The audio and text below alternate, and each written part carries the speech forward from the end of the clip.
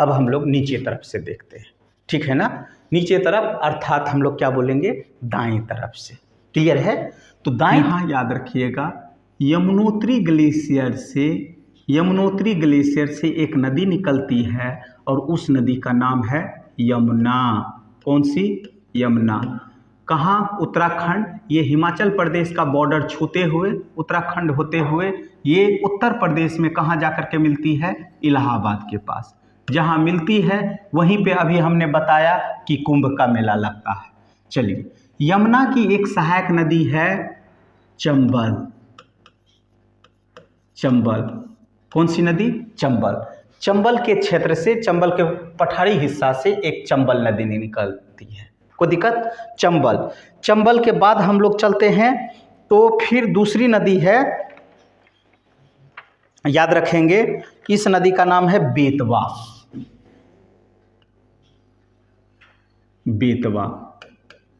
ठीक है, बेतवा। कोई दिक्कत?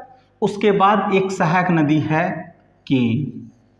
लेकिन यहाँ जाने से पहले हम लोग देखते हैं चंबल किसकी सहायक नदी? यमुना की। और चंबल की सहायक नदी है क्षिप्रा, जहाँ अभी हम लोग मतलब उज्जैन में आपको कुंभ का मेला दिखाए, ठीक है ना, क्षिप्रा। तो एक आपको ये भी मिल गया ना कुंभ का क्षेत्र। तो क्षिप्रा के किनारे कौन सा शहर है? तो उज्जैन शहर। और क्षिप्रा किसकी सहायक नदी है? तो चंबल की। चंबल किसकी सहायक नदी है? यमुना की। और यमुना किसकी सहायक नदी है? तो गंगा की। बात समझ में आया? कोई दिक्कत? चंबल, क्षिप्रा के साथ ही यहाँ चलेंगे तो आपको एक काली सिंध और सिंध नदी इसकी सहायक नदी है। इस पे एक बांध है, 3 बांध, मतलब गांधी सागर, ठीक है, उसके बाद जवाहर सागर और महाराणा राणा प्रताप सागर। ये तीनों परियोजना है यहाँ पे। बात समझ में आया? किस पे? चंबल नदी पे। कोई दिक्कत है? अब हम लोग चलते हैं बाबू, मध्य प्रदेश के क्षेत्र से एक नदी निकलती है बेतवा, और बेतवा के किनारे ही है आपको सांची शहर। बेतवा के किनारे ही है सांची शहर, या सांची का स्तूप विदिशा प्रसिद्ध है, ठीक है। किस नदी पे है? बेतवा पे। और ये किसकी सहायक नदी है? किसकी सहायक नदी? यमुना की। और ये जाकर के कहाँ मिलता है बाबू?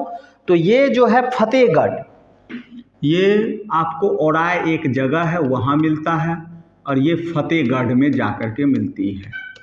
कहाँ? फतेहगढ़ में। क्लियर?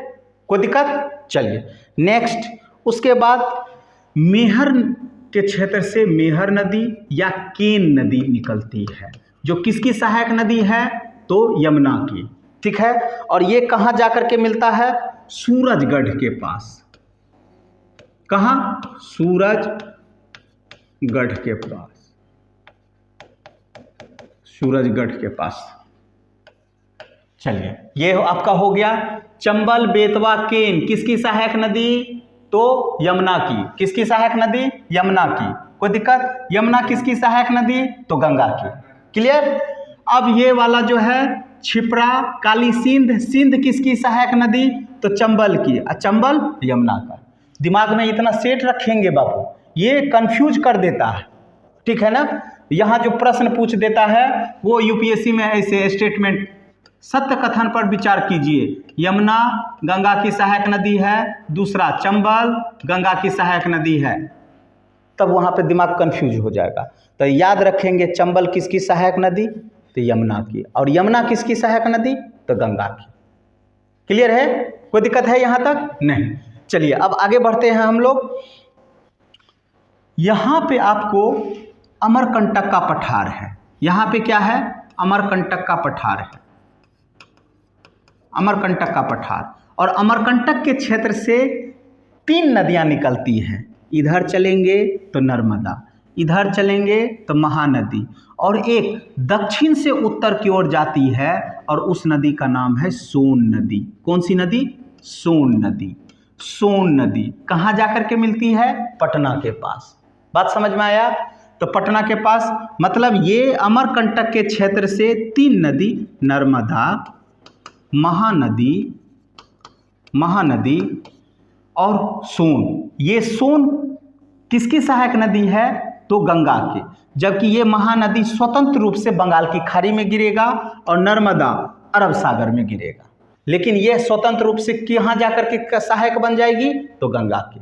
मतलब ये सोन बोले कि अब हमको गंगा के साथ ही सहायक रहना है। ठीक है, कोई दिक्कत है नहीं ना? चलिए अब आगे चलते हैं। यहाँ पे छोटा नागपुर के क्षेत्र में एक नदी है, ठीक है ना, और उस नदी का नाम है बड़ाकर।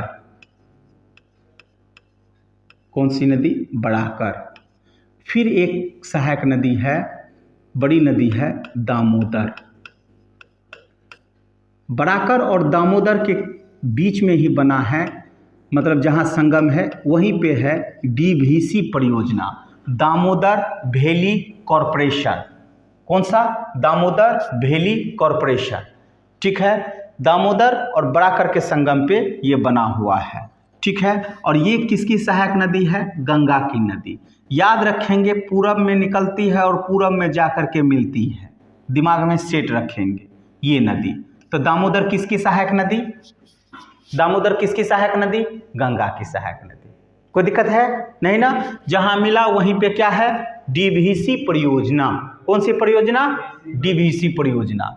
कोई दिक्कत है यहां तक किसी व्यक्ति को? नहीं ना? अब ये गंगा चलेगा पद्मा के रूप में। कहाँ जाना गया? तो बांग्लादेश में। अब इस कहानी को हम लोग स्टॉप करेंगे। अब चलते हैं हम लोग कहाँ? ब्रह्मपुत्र को लेकर के आते हैं। अब क्या हम लेकर के आते हैं? ब्रह्मपुत्र। कोई दिक्कत? यहाँ तक हम लोग लेकर के आ गए पद्मा, इसे हम लोग पद्मा बोलते हैं। अब यहाँ पे याद रखिएगा, मानसरोवर में कल हम लोग बताए थे, मानसरोवर में हम बताए थे यहाँ से एक नदी निकलती है, इधर जो पश्चिमवर्ती की ओर जाती है सिंधु नदी, और इधर एक नदी जाती है, इसे हम लोग क्या बोलते हैं? सांगपो। क्या बोलते हैं? सांगपो। यही सांगपो इस क्षेत्र में आती है और भारत में प्रवेश करती है। भारत में ये दिहांग के नाम से जानी जाती है। क्या? दिहांग के नाम से। और इसमें एक नदी मिल जाती है, देवांग नदी। दिहांग और देवांग के मिलने के बाद अब इस नदी की नाम हो जाती है ब्रह्मपुत्र, जो अरुणाचल प्रदेश होते हुए, असम होते हुए बांग्लादेश को जाती है। कोई दिक्कत है यहाँ तक? नहीं ना? अब जाने से पहले बहुत सारी ब्रह्मपुत्र अपने साथ सहायक नदियों को अपने साथ मिलाता है। और उसमें कौन कौन सी सहायक नदी है छोटी छोटी, जो बार बार एग्जाम में पूछे जाते हैं? तो जिया। क्या? जिया, मानस और स्वर्णसिरी। कौन सा? स्वर्णसिरी। जिया, मानस और स्वर्णसिरी। तो ये किसकी सहायक नदी है? ब्रह्मपुत्र की। तो ब्रह्मपुत्र कैसे बना? क्लियर है ना? यदि आपको प्रश्न पूछा जाएगा कि ब्रह्मपुत्र को तिब्बत के क्षेत्र में किस नाम से जाना जाता है? तो सांगपो के नाम से जाना जाता है। सांगपो कहाँ से निकलती है? तो मानसरोवर झील से। मानसरोवर झील बोले तो कैलाश पर्वत के क्षेत्र से। भारत में यह किस नाम से जानी जाती है? देहांग के नाम से। देहांग में कौन सा नदी मिला? देवांग नदी। देहांग और देवांग मिलने के बाद अब इस नदी का क्या नाम हो गया? ब्रह्मपुत्र। और ब्रह्मपुत्र की सहायक नदी कौन सी हो गई? है ना? जिया, मानस और स्वर्णसिरी, है ना? ये सभी परियोजना भी है और इनके साथ ही साथ अभ्यारण्य भी है। मानस अभ्यारण्य दिमाग में सेट रखेंगे। कोई दिक्कत है नहीं ना? चलिए फिर नेक्स्ट आते हैं नीचे। लोहित, कोमिल, कोमिल और एक नदी मिलेगी और वो नदी होगी सुरमा। कौन सी नदी होगी? सुरमा। सुरमा। और ये सुरमा नदी जहां बांग्लादेश में मिली, तब इसी ब्रह्मपुत्र का नाम हो जाएगा जमुना। क्या हो जाएगा? जमुना। बात समझ में आया? अब ब्रह्मपुत्र को प्रश्न पूछेगा कि ब्रह्मपुत्र को बांग्लादेश में किस नाम से जाना जाता है? तो जमुना के नाम से। कोई दिक्कत? ये जमुना इधर से आ रही थी पद्मा, और पद्मा में आ गई, मिल गई जमुना। जब ये दोनों नदी मिली तब इसका नाम हो गया मेघना। तब इसका नाम क्या हो गया, मेघना। और मेघना के नाम से यहाँ पे विश्व का सबसे बड़ा डेल्टा, विश्व का सबसे बड़ा डेल्टा कौन सा डेल्टा, सुंदरबन का डेल्टा। और इसकी घटना हम लोग नदी की वृद्धावस्था में कल हम लोगों ने चर्चा कर चुका है कि डेल्टा जो होता है वो नदी की वृद्धावस्था है। क्लियर है। और विश्व की सबसे बड़ी डेल्टा सुंदरबन डेल्टा।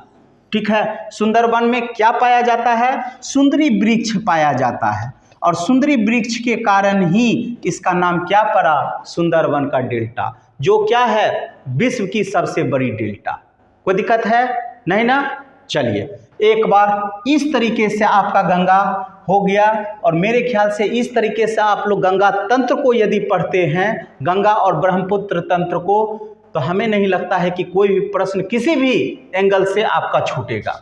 बस दिमाग का फलक खोल करके रखेंगे, दिमाग का फलक खोल करके रखेंगे और सभी प्रश्न आपका यहाँ से बनना ही बनना है। चलिए अब छोटा सा हम लोग रिकॉल कर देते हैं।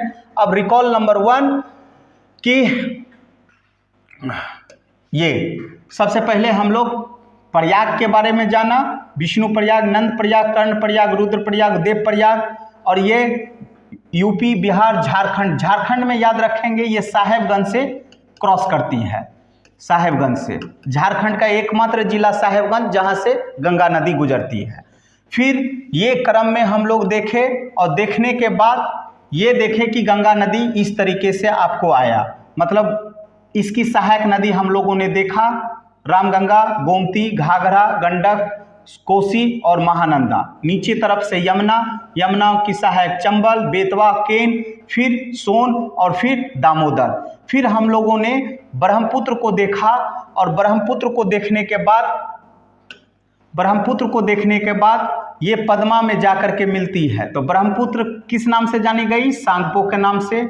और ये ब्रह्मपुत्र की सहायक नदी कौन कौन सी बनी, जिया, मानस, स्वर्णश्री, नीचे तरफ से लोहित, कोमिल और सुरमा। सुरमा जहाँ मिली तो अब क्या कहलाया, जमुना। जमुना में मिल गया, जमुना और पद्मा मिलने के बाद अब इस नदी का क्या नाम हो गया, मेघना। और मेघना के नाम से यह विश्व की सबसे बड़ी डेल्टा बनी। कौन सी डेल्टा, सुंदरबन की डेल्टा, है ना। ये आपको कहा बांग्लादेश और बंगाल की खाड़ी में, बंगाल की खाड़ी में यहीं पे आपको ये वाला गंगा सागर का इलाका है, यहीं पे आपको गंगा सागर का इलाका है। मतलब सारे तीर्थ बार बार, गंगा सागर एक बार। और ये आपको प्रयाग मतलब कुंभ का मेला हो गया। ये हरिद्वार का क्षेत्र, हरिद्वार का क्षेत्र किस नदी के किनारे, गंगा नदी के किनारे। उसके साथ ही साथ ये आपको हो गया बाबू इलाहाबाद का क्षेत्र, किस नदी के किनारे, गंगा और यमुना के किनारे। ये आपको हो गया नासिक वाला क्षेत्र, मतलब गोदावरी के किनारे। और ये आपको हो गया क्षिप्रा नदी के किनारे। क्षिप्रा किसकी सहायक नदी, चंबल की। और चंबल किसकी सहायक नदी, यमुना की। और यमुना किसकी सहायक नदी, तो गंगा की। दिमाग में सेट रखेंगे। और सारे तीर्थ बार बार, गंगा सागर एक बार। जहाँ निकली है ना और जहाँ जाकर के गिरी वो वाला आपका सागर हो गया। ठीक है। इस तरीके से आपके पास कोई भी प्रश्न आएगा तो आप लोग बना करके आएंगे। और ये आप देखिए डेल्टा वाला क्षेत्र, यही आपका डेल्टा वाला क्षेत्र हो गया। ठीक है। गंगा रिवर आई फरक्का होते हुए यहाँ पे आए, तब इसका नाम क्या हो जाता है बांग्लादेश में, पद्मा। देखिए ठीक है। और ये आपको ब्रह्मपुत्र का क्षेत्र हो गया। ठीक है ना। ये देखिए पद्मा और ये मिल गई, तब इसका नाम क्या हो गया, मेघना। तब इसका नाम क्या हो गया, मेघना। और मेघना के नाम से यह विश्व की सबसे बड़ी डेल्टा बनी। क्लियर है, कोई दिक्कत